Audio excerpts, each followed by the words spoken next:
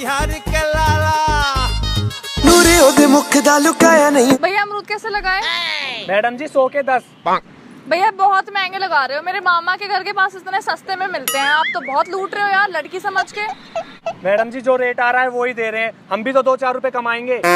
भैया फिर भी आप बहुत महंगे लगा रहे हो, ठीक ठीक लगाते हो तो बता दो, वरना मैंने नहीं लेने यहाँ से। अरे सुबह तो बोनी भी ना हुई है, इसे पागल बनाता हूँ।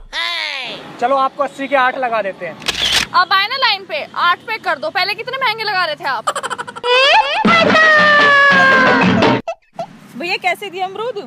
मैडम जी वैसे तो 100 के 10 हैं, पर मैडम को 80 के 8 लगाए, आपको भी लगा देंगे। बगल वाली दुकान पे ना 70 के 7 दे रहा है, मैं तो वहीं से ले लूंगी। पागल बना रखा है तुमने तो।